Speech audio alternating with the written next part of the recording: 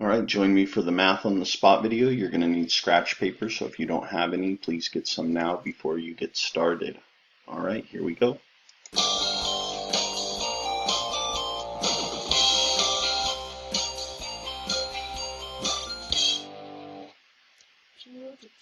Oh, hey! I was right about to go outside and practice some baseball, which actually reminds me of a really neat math question that actually involves statistics, and in particular, outliers, which is really relevant, as you'll see at the end. Let's check out this great puzzle where Miguel is trying to figure out a mean. Check it out. So, Miguel wrote that the mean of the data set right here is 992 and 6/10. The question that I want us to think about is this the mean with or without the outlier? And I want us to actually figure out the answer without doing any calculations at all. So I'm going to put the ball down. Let me remember to pick it up later.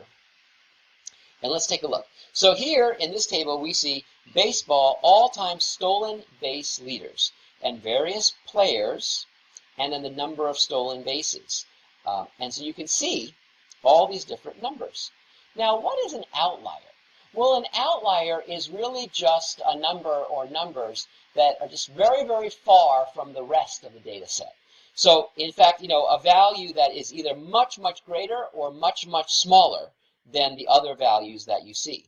So is there an outlier here?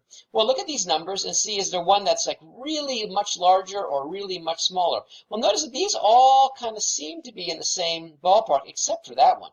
That is huge, isn't it? That is an example of an outlier. An outlier. Now, Miguel says that the mean he figured out, he computed, was in fact 992 and 6/10. So the question is, was this mean computed with the outlier in the pool or with the outlier taken away? Well, let's take a look and see.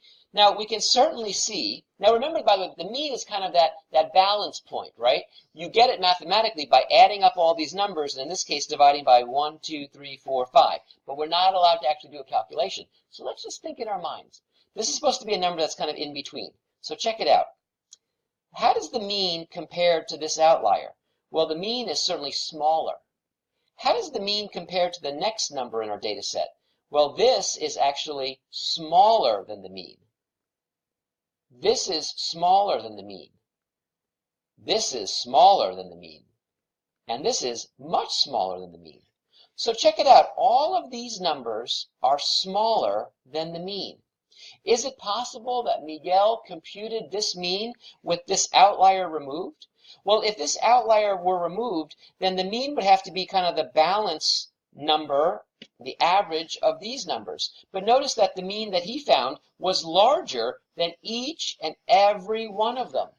So it's actually impossible to have this be the mean for just these four numbers, because in fact what we see is that these four numbers are all smaller than the mean, and so in fact if we were to find the mean of just these numbers, it would be a number that's much smaller than this one. So if this is really the correct mean, it must be the correct mean with this outlier included. Meaning, in some sense, that all these small numbers are kind of on one side of the balance scale, and this huge number is so huge that it forced the mean of all of these numbers to actually be larger than all of these, but smaller than that, to be kind of right there, somewhere right there. So that's the balance point. And so therefore, we can actually say that the outlier was in fact included in computing the mean, given this mean number. And we know that for sure, because if we take away the outlier, then all the other numbers are strictly smaller than the mean, and that can't happen. If you have a bunch of numbers, the mean has to be kind of in the middle of it, right? It's got to be kind of the balance point. Interesting question.